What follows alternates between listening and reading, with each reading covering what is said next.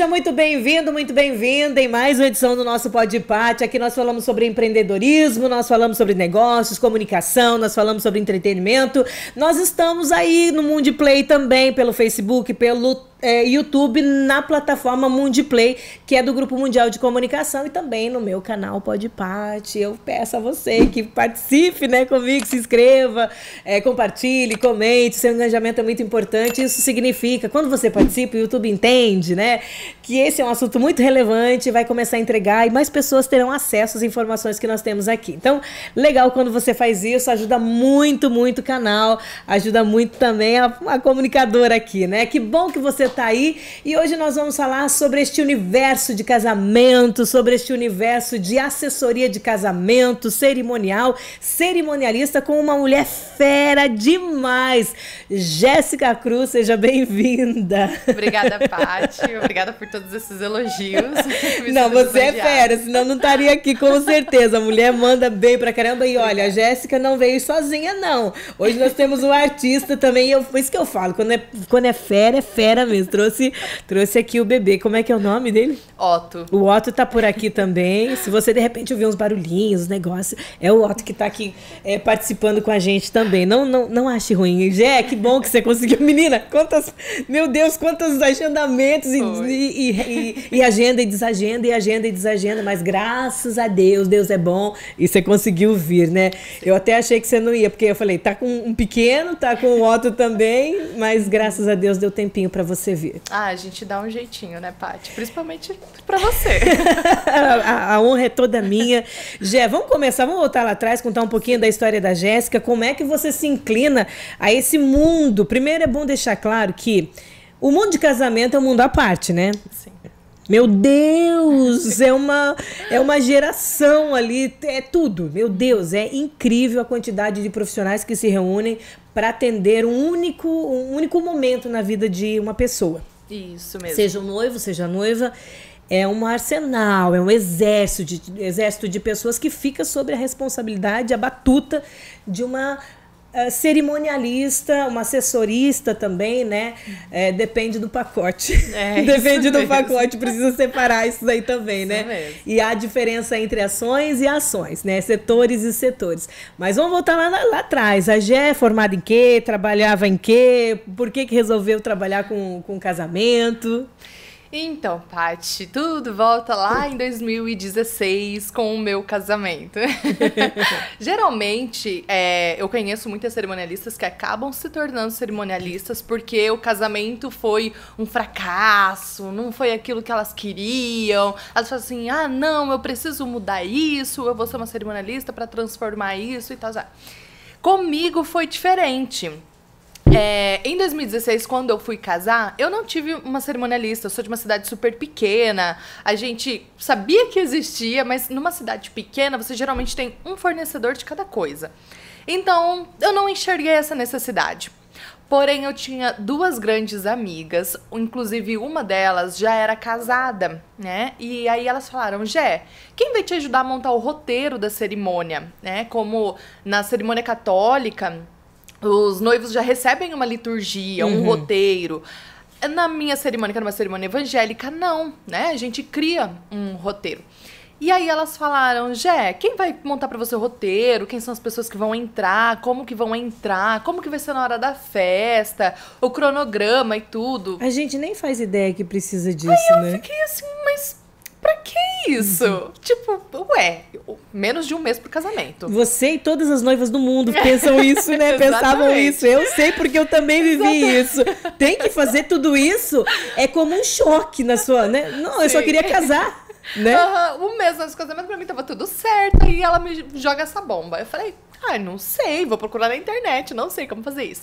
Mas elas, de muita boa vontade, de muito amor para comigo e meu noivo, na época, fizeram o roteiro do meu casamento. Nós sentamos, elas fizeram e tudo. Então, como já tinha uma que era casada, já tinha experiência. Tinha passado por isso. Já tinha passado por isso, então ela ajudou a montar. E não só isso, no dia do casamento, elas foram como cerimonialistas. Elas já entendiam do assunto? Não. Assim, Elas nunca, Em algum eu acho que elas momento nunca elas haviam viram. trabalhado antes com casamentos, mas elas são pessoas muito proativas, sabe?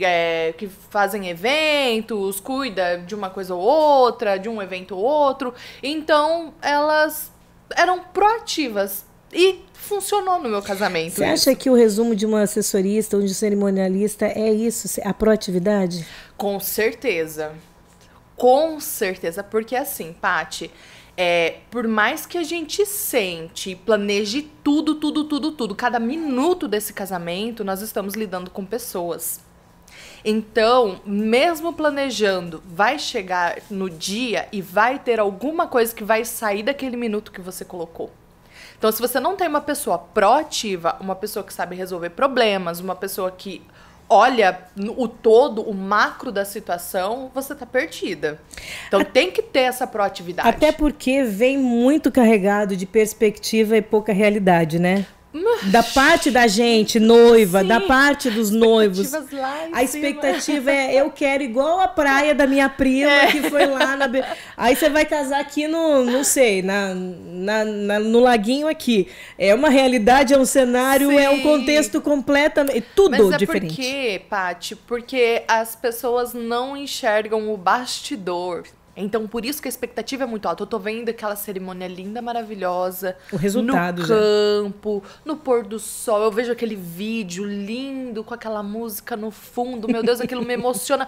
Mas eu não sei tudo que tá acontecendo por trás, ou tudo que teve que acontecer para que o resultado fosse esse. Então, por isso que a expectativa é muito alta. E voltando sobre essas minhas amigas, né, que me ajudaram. Então, no ano seguinte, uma outra amiga minha foi casar e ela também não ia contratar cerimonialista, também cidade pequena, não existia cerimonialista na nossa cidade. É verdade, Gê. Ainda bem que você tocou nesse assunto, porque esse segmento, esse mais profissionalizado, porque é o que nós vivemos hoje, e empreendemos nesses setores. Isso. E é por isso que você está aqui, porque regaçou as mangas e foi empreender também, assim como a Sol e Lua também foi. Você precisou se profissionalizar, e à medida em que o profissionalismo entrou, caramba, as responsabilidades são seríssimas também, Sim, né? Não existia esse universo, esse glamour todo de um evento não acontecia nos casamentos. Era um churrascão, vamos dizer, na paróquia mais próxima, no salão da igreja, mais ou menos isso, Era né? isso. E aí, quando essa amiga foi casar, eu falei assim, poxa, eu vi o quanto foi importante ter alguém me ajudando nisso, eu vou ajudá-la também. Então, eu trabalhava em outro trabalho, eu trabalhava numa empresa grande, tinha um cargo muito bom, então, a princípio eu não pensei em trabalhar com isso, eu pensei, eu vou ajudar a minha amiga.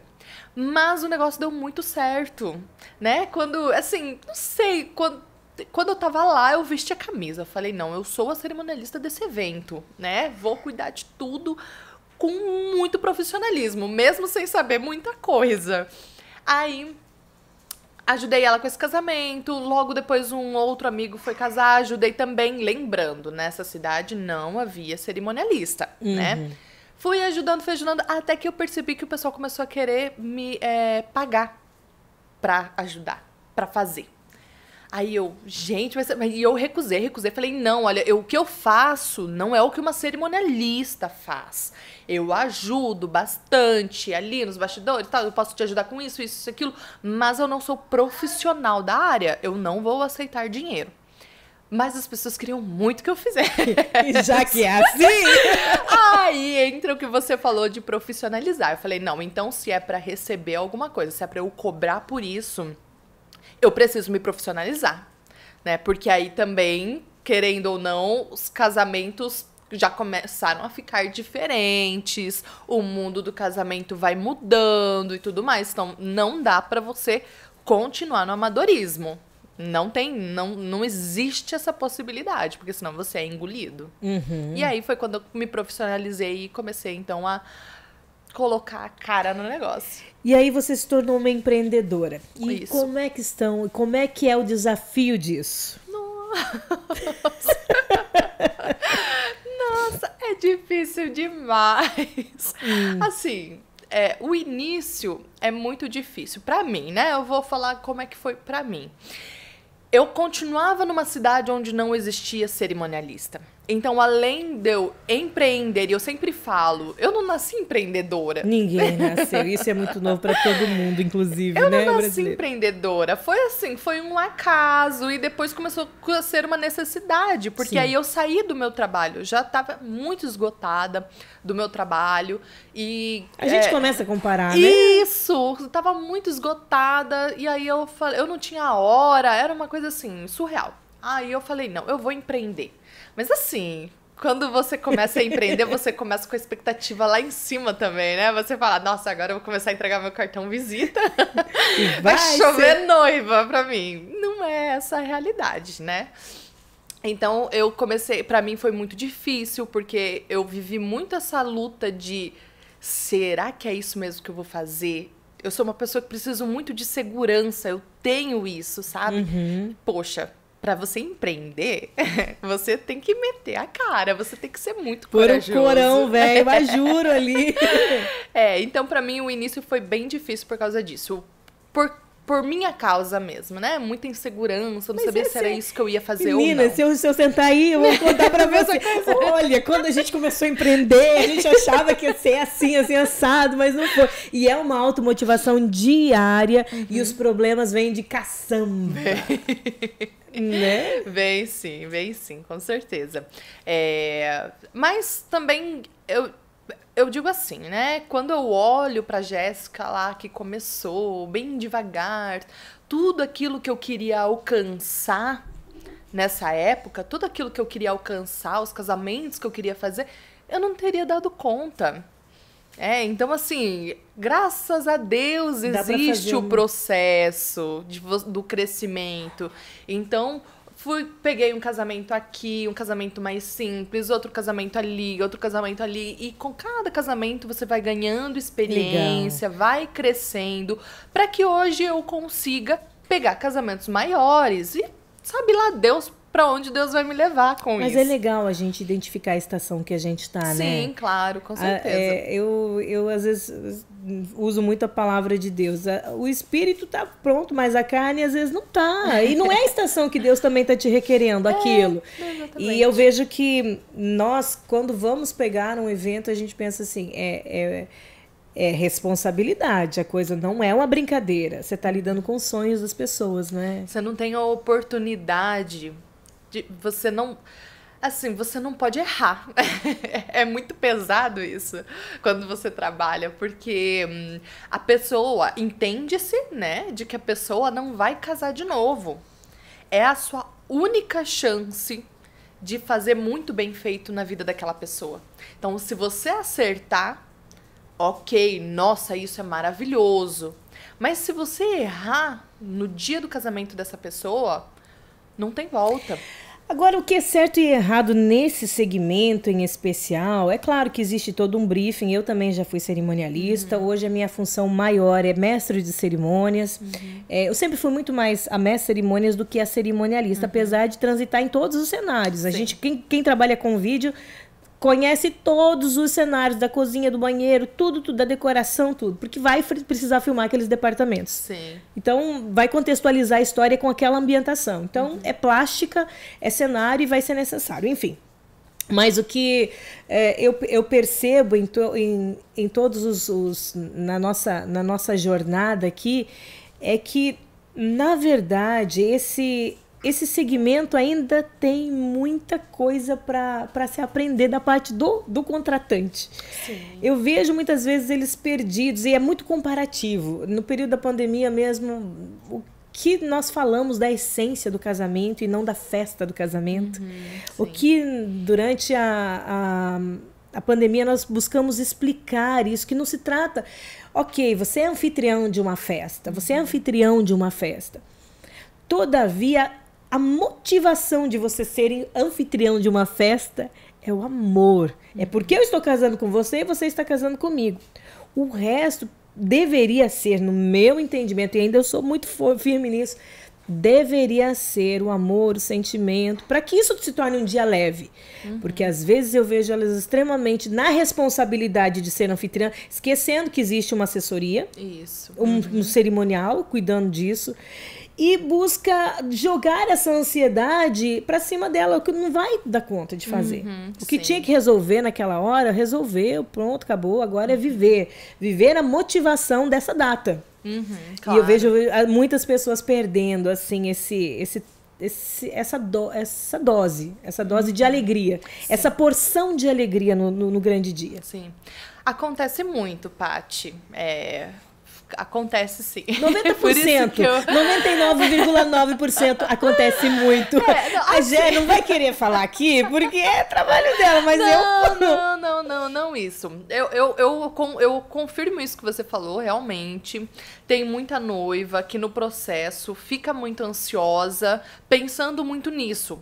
Nada pode dar errado na festa, na cerimônia e tudo, porque as pessoas vão ver, eu tô pagando alto, né? Vamos olhar para a realidade do Brasil. Você investe muito num casamento. Por isso que eu digo que é um mundo à parte. Eu falo que é um segmento que gera muita... Então, você tá investindo alto e tudo, é aquela coisa de uma vez na vida, não pode dar nada errado, deveria ser. Não pode dar nada errado e tudo mais. Então, a noiva passa por isso mesmo. Aí, teve uma noiva que tava passando por isso, né? E eu tive também.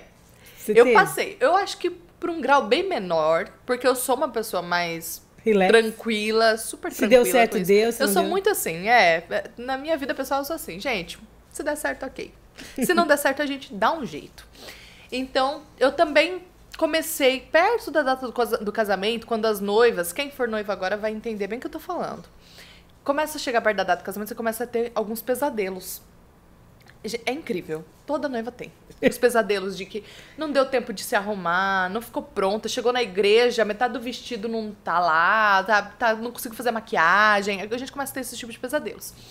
E eu conversando com um amigo, e eu falei... Aí ele olhou pra mim e falou assim, Jéssica, o que é mais importante pra você nessa data? No dia do seu casamento? Aí eu falei... eu saí casada de lá. Acho que é o casamento em si. Eu saí casada com o Natan. Aí ele falou, então o resto, esse é o mais importante. É você sair casada de lá.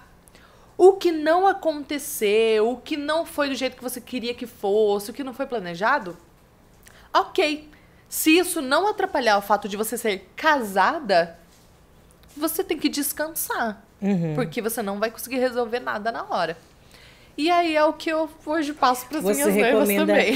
Gé, por trás de uma profissional como você, existe muito treinamento, existe capacitação que talvez as pessoas nem façam ideia. É você treinando a sua equipe e você também buscando conhecimento, assim como nós do vídeo. Participamos de congresso, o Paulo é o mais estudioso lá em casa, da trupe lá, porque era o que assistia mais review, queria conhecer mais os segredos de câmeras e tudo mais, e enfim, né, exige toda uma programação, no caso do vídeo, exige toda uma programação que talvez os departamentos nem se comunicam suficientemente, né, para que haja uma funcionalidade legal, fotografia, o registro às vezes está muito alheio, enfim, está lá só porque tudo é terceirizado, né, acaba sendo tudo terceirizado. O que eu quero dizer é o seguinte, exige do fotógrafo muito treinamento, muito conhecimento, ele vai buscar porque ele quer agradar aquela cliente, entende também que é o único dia dela, mesma coisa cerimonial, mesma coisa o buffet, a decoração, no vídeo não é diferente, e as pessoas não fazem ideia do quanto existe todo um preparo para isso, para chegar no grande dia capacitado para desenvolver aquela função. Claro, com certeza. É um estudo que nunca para. Não, eu fico lembrando, né? Eu fiz um primeiro curso ali, profissionalizante, mas depois desse curso, ok, beleza. Recebi um certificado, sou cerimonialista. Mas assim, é aquilo que eu falei, cada casamento você vai ganhando uma experiência, aí você percebe, poxa, nossa, eu preciso melhorar nisso. Aí eu começo a procurar sobre aquilo. Às vezes eu sou uma pessoa que gosto muito de fazer pesquisas, né? Então, claro, tenho cursos pagos e tudo mais, e que as pessoas não sabem, né? Mas tudo é um bom dinheiro que você investe para você conseguir ficar bom. Mas lá no início eu consumia muito conteúdo gratuito também, né? E não é só sobre cerimonial. É comportamento, tudo, comunicação. Exatamente, é tudo que você tem que olhar, né? Todos os fornecedores de um casamento. Porque, querendo ou não, a cerimonialista, ela precisa pelo menos saber o básico de todo mundo que está trabalhando ali. Ela precisa saber o que esse profissional pode entregar para esse casamento, né? Até mesmo para ela poder fazer a indicação correta para noiva, ela precisa saber quem é que faz tal serviço, como que é feito esse serviço para esse tipo de casamento, como isso deve acontecer. Então, assim, é um estudo constante, não tem como parar. Eu não parei. Amanhã eu tenho um curso, eu tô fazendo atualmente eu tô fazendo uma consultoria paga com um profissional de marketing, profissional de cerimonial. Tô fazendo uma mentoria de gestão de empresa e amanhã também eu tenho um grupo de estudo sobre planejamento de casamento, né? Uma coisa mais macro para quem tem empresa e funcionários. Como fazer a equipe organizar o casamento e tal. Então, assim, é constante. É sempre. E isso tudo agrega no nosso serviço. Eu fiz questão de tocar nesse assunto porque talvez a noiva não saiba que é isso. Ela chega e fala assim, cuida do meu casamento. Mas por trás existe uma preparação absurda. E aí, de repente, pode até haver uma refutagem assim, mas você está sendo paga exatamente para fazer isso. Não é bem assim. Às vezes foge do técnico. E eu queria que você falasse sobre isso. Como assim foge do técnico? Só me explica melhor. Vai pro humano. Você vai fazer além do que é técnico. Você vai ver... Por exemplo, eu já peguei o Paulo orando com noiva.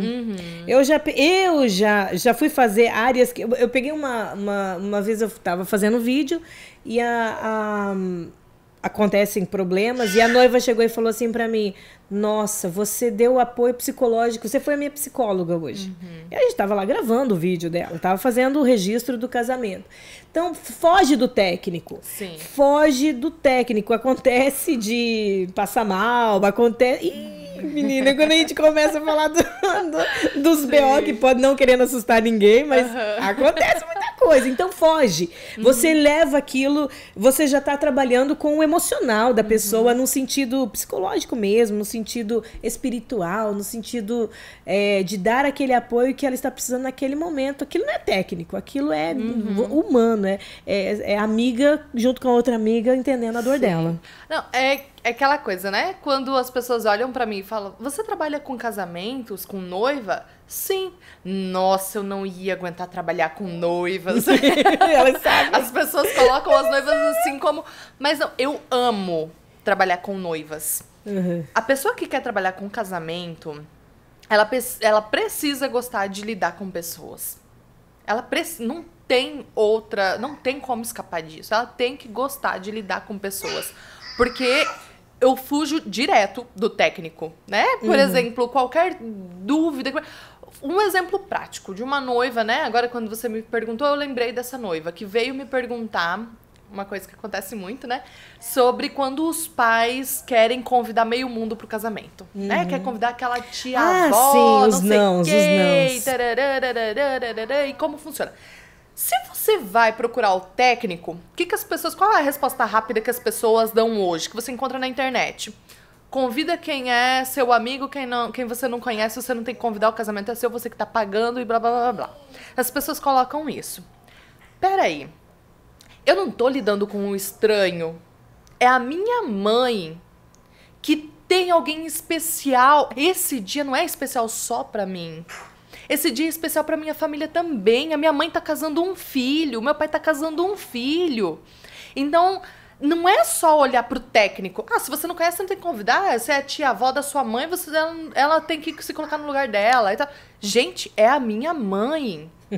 Entende? Então, eu gosto muito de falar com as noivas, quando as noivas vêm, né? Com essa, Jéssica, o que eu faço? Minha mãe tá querendo convidar um monte de gente. Vamos achar uma solução que agrade a todo mundo? Porque simplesmente você olhar pra sua mãe e falar assim, você não vai convidar quem você quer, porque o casamento é meu, não sei o que, não sei o que, não sei o que. Você quer construir um casamento em cima disso? Entende? Então, assim, é muito além do técnico que a gente vai. Não é só falar sim e não. não é só pode, não pode. Né? É um evento da família, é um marco na história do casal, é um marco na história da família. Então, foge muito do técnico muitas vezes. Você falou do evento, e eu já ouvi várias, não foram poucas as vezes que eu ouvi, de um foco exacerbado em cima do evento em si. Do evento em si. E aí sim entra-se só no foco dessa ideia de funcionar como engrenagem perfeita. Você até já pincelou.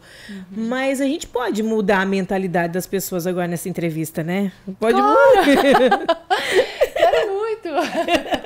A gente pode sair dessa coisa diferente, meu Deus. Eu quero muito que as pessoas casem preocupadas com a motivação, o objetivo pelo qual você está ali. Não é um reino reunindo outro reino e uma política ali acontecendo. Não se trata disso. Paty. É o Otto, né? É o Otto que estava programado de fazer isso. Ele falou que no meio dessa entrevista ele mostraria que ele estava por aqui, estaria por aqui. Dá esse brinquedinho ali para ele, que senão ele vai... Isso, no final a gente mostra o Otto para vocês, tá? No final a gente mostra o Otto. Gente, é mãe empreendedora, é dessas coisas mesmo. Paty, se as pessoas entendessem... É no intuito de deixar tudo mais leve, tá? Claro. Essa pergunta é deixar o dia mais leve, relaxando. Sim, sim.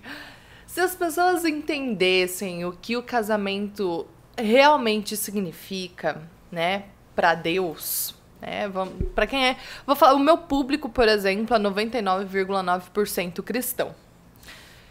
Então, se as pessoas entendessem o que é realmente um casamento, o que para Deus isso significa, esse momento significa, elas não se preocupariam tanto com outras coisas que não fossem realmente esse enlace matrimonial. E né? o que significa?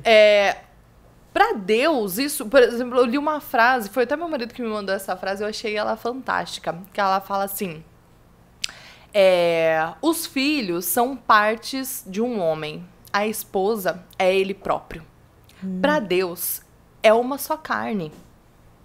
Pra Deus, é uma das coisas mais importantes que você tá fazendo da sua vida. Entende? Aquele momento assim, é algo muito grandioso. Deveria ser mais espírito, menos alma. Isso! Espiritualmente falando, isso é uma coisa muito poderosa. Sim. Entende? É algo que Deus mandou fazer. E até aquele que é crente, que não é crente, enfim, até a tribo indígena, que não faz ideia de quem é Deus, o que é Jesus, não faz ideia do que é isso, tá casando. Porque foi algo que Deus mandou fazer. O homem está predisposto a isso, né? Deus mandou fazer. Então, assim, é algo muito poderoso. Então, as pessoas precisam prestar mais atenção nisso, nesse lado espiritual da coisa. Esse ponto de partida, acho que muda toda a história. De toda a movimentação. Sim. E assim, porque é o organismo e a organização. Se a gente pensar no casamento em si, a gente analisando esses dois pontos de vista, o organismo, todo esse organismo funcionando e a organização dele, o organismo realmente é a motivação. O que ele é para nós, o que ele é para Deus. Porque exatamente. É uma ferramenta que precisa ser bem entendida. E a organização disso, então, é o desenrolar de toda a história. Isso, e é claro, eu não tô desmerecendo o evento, né?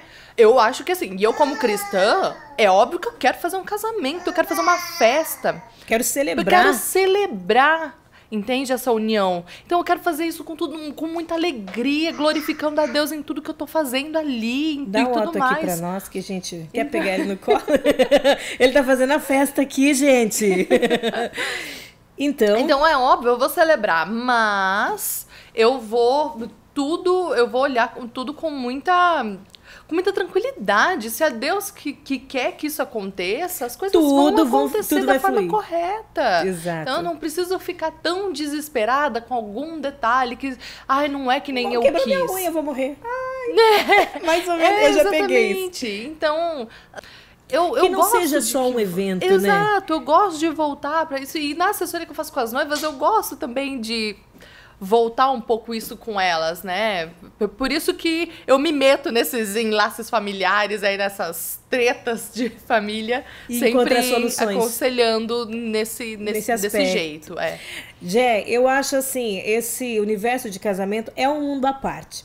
Ninguém, quando você vai casar, você nunca pensou que você tinha que escolher a forminha do docinho que vai na mesa principal e não sabe se vai ser rosa, se vai ser prata, e tem que combinar com o supply, que tem que combinar com a flor, que tem que combinar com o guardanapo, que tem que funcionar lá na hora da recepção.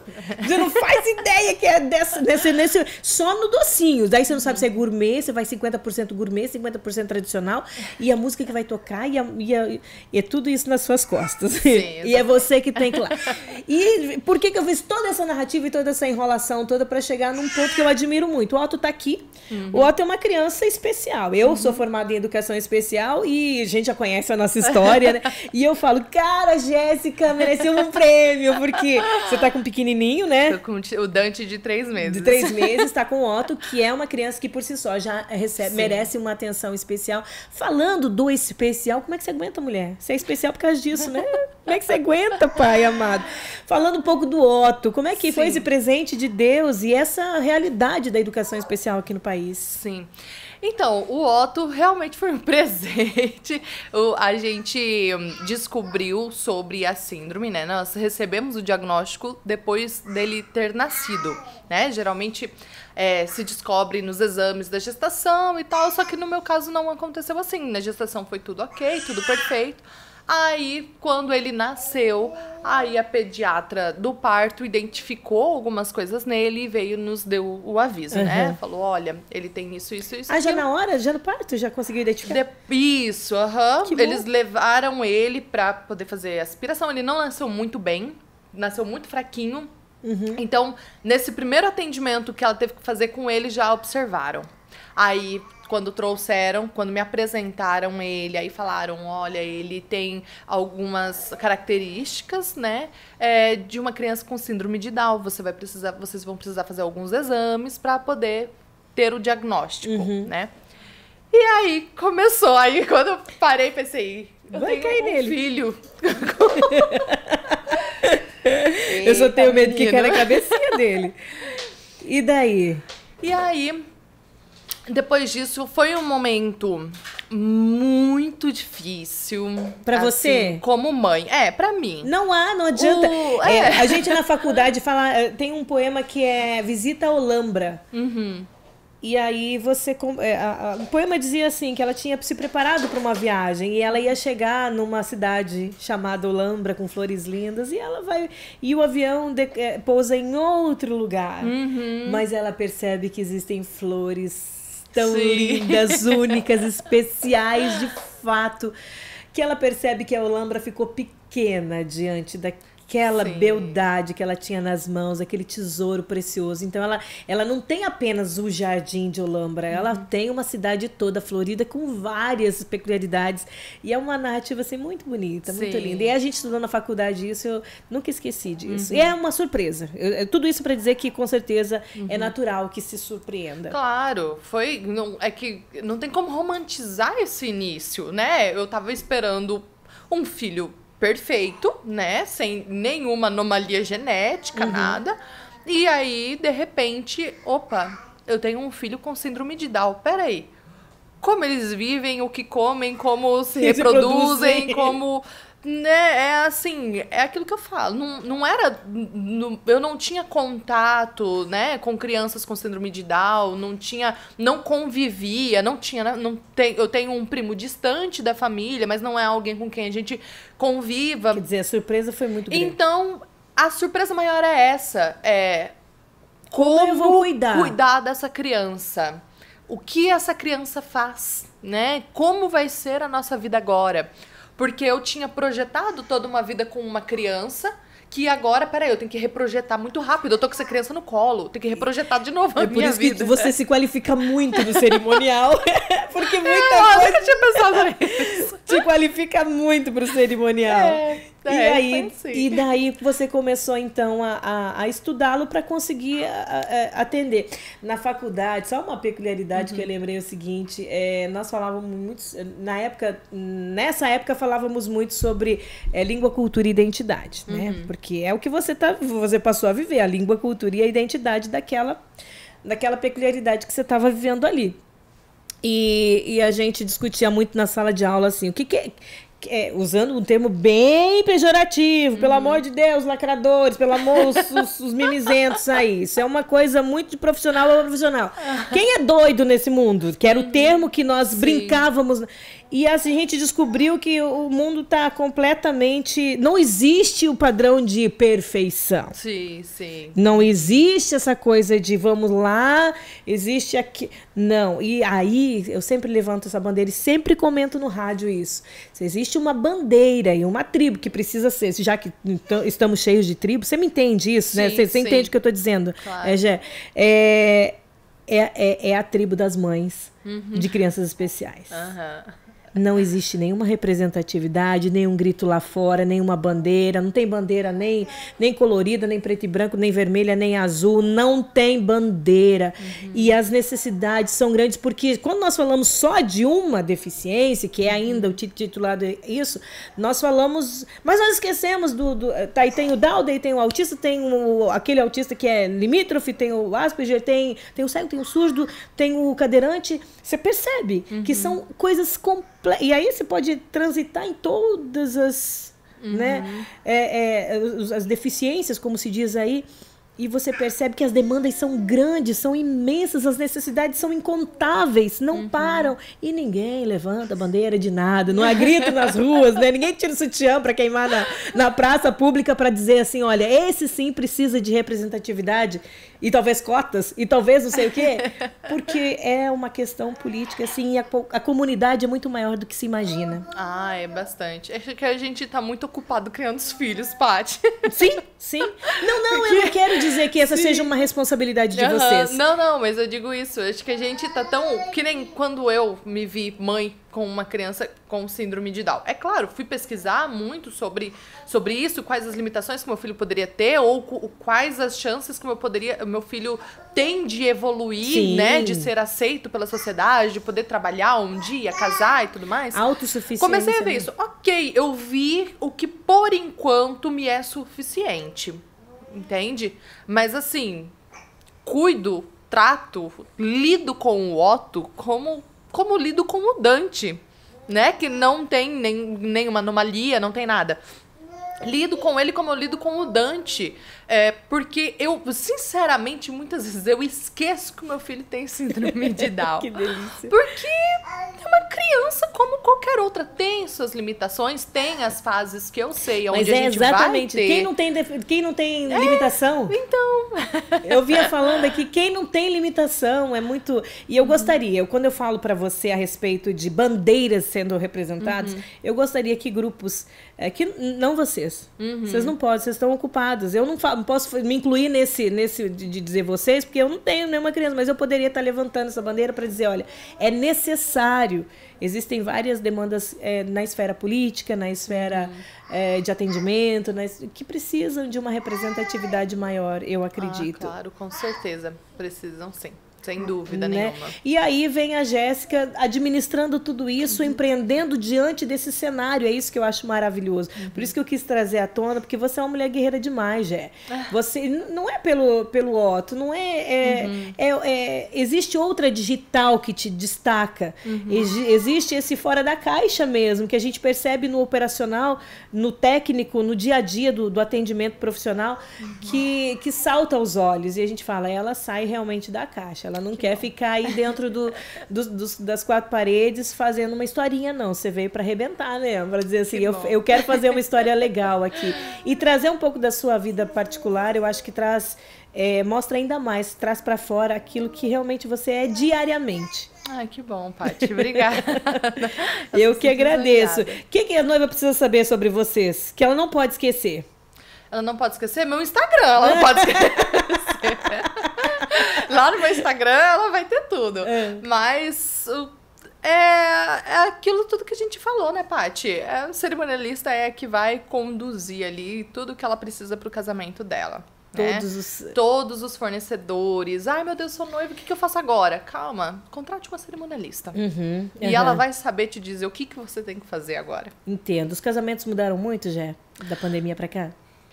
Olha, eu não senti tanta diferença assim, não. Por quê? Todo mundo fala, agora a gente vai começar a ter casamentos mais intimistas e tal. Como eu já era mais da área do casamento intimista, o casamento intimista sempre teve. Sim. Sempre teve aquela noiva que queria fazer uma cerimônia só com 10, 15 ou em casa. Pessoas em casa. Eu sempre tive esse estilo de noiva, né? Então continua a mesma coisa.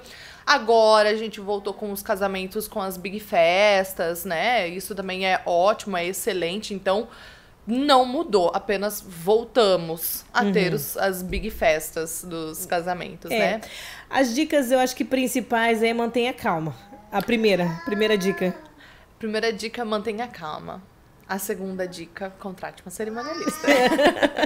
Que ela vai te ajudar a fazer tudo. É porque, às vezes, muitas noivas chegam pra gente quando já decidiu uma coisa ou outra, ou já começou a se embananar com uma coisa ou outra. Não, é no início.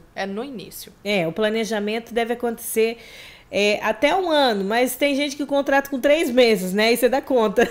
Menina, olha, no início desse mês eu fiz um casamento que eu peguei 2 semanas antes. É isso. Acontece. Mas o ideal é que comece antes a planejar. Sim. Dá pra ganhar um dia, pra economizar, saber administrar. Sim. E nossa, tudo com o tempo é muito melhor, né, Gé? Com certeza. Gé, olha, a sua vinda aqui no Podpah já era esperado já há bastante tempo. As nossas agendas às vezes não batiam. A segunda temporada, eu falei, essa segunda temporada a Gé tem que vir aqui. Uma empreendedora de mão cheia. Você mandou bem pra caramba diante de mudou de cidade, veio de Cascavel, veio para Foz, conseguiu se instalar aqui, tem escrito uma jornada do herói que eu admiro demais. Não estou muito próxima de você todo o tempo, mas, cara, eu admiro você demais. Obrigada. Pela sua história de vida, pela sua competência, e eu espero que não seja a primeira vez que você vem aqui, não. Eu espero que você volte mais vezes. Com certeza, eu quero voltar. Ixi, tem muita coisa ainda. Tem muita coisa. O tempo é curtinho, mas esse universo de empreender no casamento, né, nesse segmento de wedding, é muito legal, parabéns. Sim, é muito bom, eu gosto muito. Obrigada, Paty, obrigada pela oportunidade. E é um prazer vir aqui, com certeza. Me diga, o seu Instagram é? Jéssica Cruz Cerimonial, @Jéssica Cruz Cerimonial. A Jéssica com G. Jéssica com G, Jéssica Cruz Cerimonial. É 2 S também? Sim, 2 S também. Então é Jéssica com G e com 2 S também. Gente, acabou, o Podpah estava bom, né? É gostoso demais falar sobre esse assunto, é gostoso demais falar sobre, né, a história de uma jornada de herói de grande sucesso como é a da Jéssica.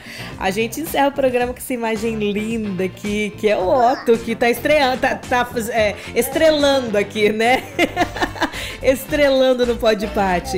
Ficamos por aqui, eu espero que você tenha curtido, que você tenha gostado. Obrigada pela sua audiência. Se você ainda não é inscrito no canal, se inscreva, compartilhe, comente. Amanhã não, na semana que vem tem mais Podpah inédito pra você. Valeu, amigos. Tchau, tchau.